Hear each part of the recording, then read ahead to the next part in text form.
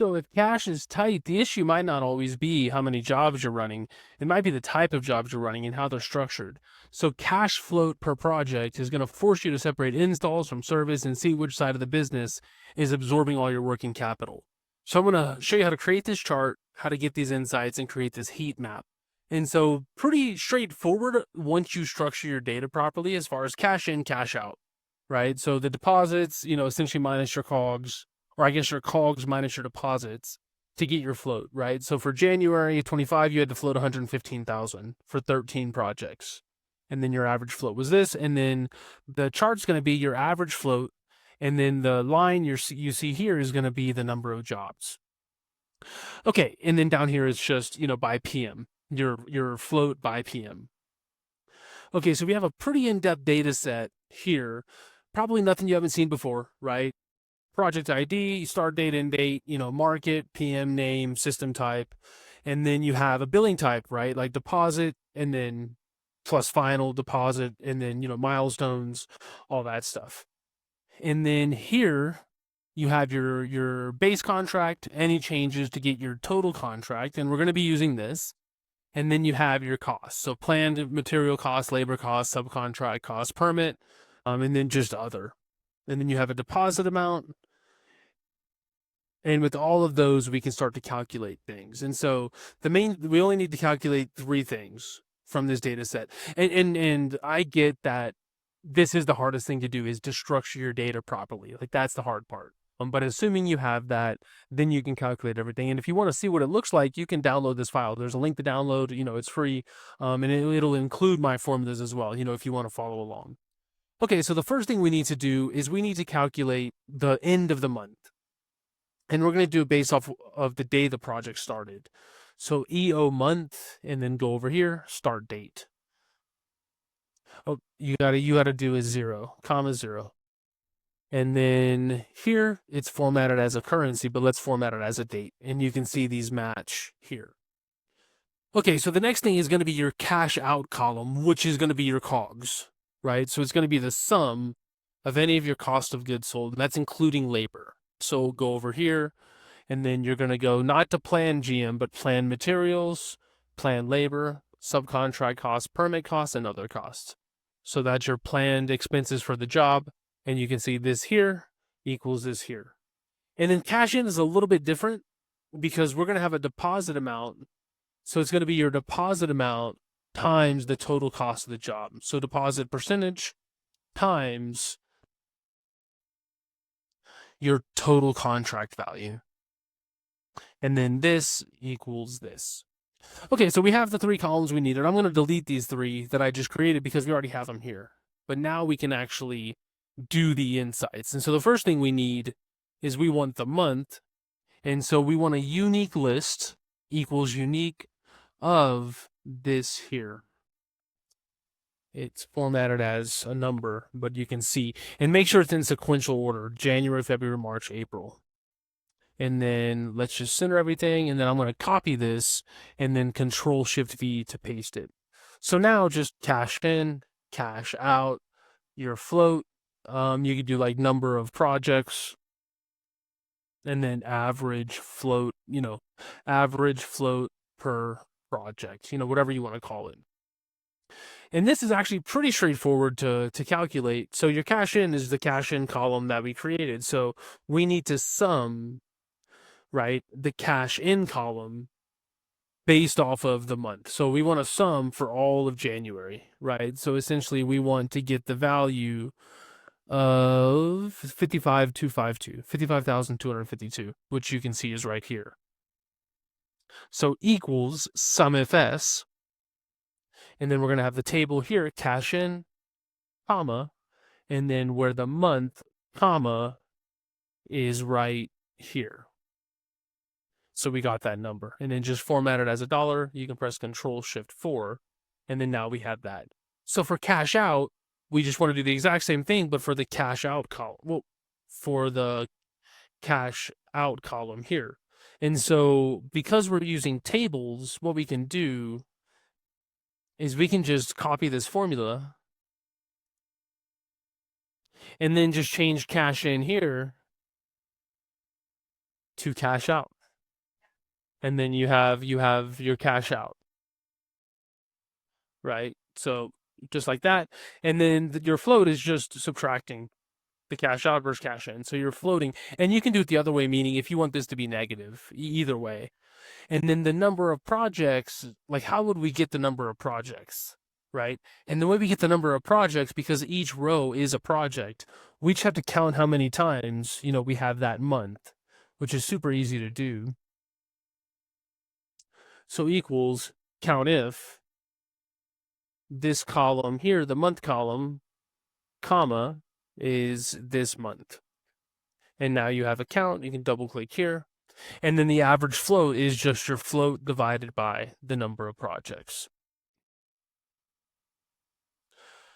Okay, so now to chart this, what we want to do is we want to highlight the month, hold down the control key, and then highlight these two. And we want to create this chart here. So go to Insert, and then Recommended Charts, and you don't really see what you want, and so we're going to go to All Charts, and then Combo. And then even here you don't see, and the reason why you don't see is because the the count here, the number of projects is on, it's just the bottom here. You just can't see anything, right? And the reasoning is because what you have is you have 13 on the same axis of 8,000, right? And so you don't want that. And so what we want is we want the float per project to be the column, and we want the number of projects to be the line, and we want the line to be on a secondary axis, right? Just like that. And so we can see we created it just like this. And now you have the average float per project. Yep. And then I'm going to copy this title just so I could put it over here. And so, yeah, so you can see, the number of projects and the average float per project. Okay, so the next thing we want to do is, again, we want to do it by month. So I'm just going to copy this, and then I'll just paste it, somewhere over here. So paste it here. And then now we want a unique list of the project managers. And so I'm going to do equals unique. And then over here, go to project managers, right here, PM name. And then you have all three. But I just want to sort this real quick. So I want to sort this alphabetically. And you can see, you have the three PMs. And then finally, I want to transpose this across the top. So these three, like this. We don't want it in the column, we want it across the top. Okay, so now we need to think about this. How do we want to, we essentially need this number, right? By the PM and by the month. We want to know the cash float by month, by PM. And so we have to recreate this, which is essentially recreating this. So we need to get the cash out minus the cash in by Brandon Shaw by month. So what we can do to start is we can do sum if s. Well, sum if s, and now table. Let's see, what is the table name here? So project cash flow is the name of the table. And then from here, we want to sum, and we can do the cash out, comma, and we want to do that where the table PM, let me move my big head out of the way. I'll just put it over here. Where the table PM is Brandon Shaw, comma, and the project cash flow, the date, what do we call that? Month? Yeah, the month is here. Let's see, I messed up somewhere. Where did I mess up? Project cash flow PM. That's right. That's right. I think it's just, is it as simple as a bracket? Project cash flow. Because it's PM name. Okay, so this is the cash out for Brandon Shaw, right? And we want to take this and we want to subtract the cash in for Brandon Shaw. So all we're going to do is highlight this, copy, and then subtract. And then instead of cash out, we want cash in. And so now you have the number. This is the float for Brandon Shaw for January. And now the final thing we want to do to get this table created is we want to drag this over and drag this down, but we can't right now. And so what you'll notice is that this is Brandon Shaw, but now it's coming down to here. This is called relative referencing in Excel.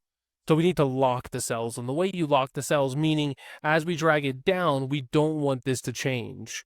And as we drag it over, we don't want, you can see the red here, we want it to be on the month. And so we need to tell Excel, like, hey, we don't want those things to change the way that, we want to lock these. So anywhere you see the PM name, put a $sign before the number, after the letter, before the number. So before the row, right? Numbers are rows. And then in the columns, just put it before the letter. And now you still have to copy and paste because of the tables, but you can copy and paste. And now you have the cash float by PM by month. And if you were to sum these three, you get 115,214, which matches this here, right? So if you do equals sum of these three, you can see it matches everything above it because those are the only 3 PMs. And then finally, let's do a conditional format. So I'm going to highlight this, and then I'm going to go to Home, Conditional Formatting, Highlights, or Color Scales. And then you can do red as bad. Essentially, red is high, but it doesn't really mean it's bad, right? It could just be more projects. So you can just choose how you want to do it. You can also do data bars. You can see your biggest months this way. And this might be more useful because it's not necessarily a bad thing to have a high cash float.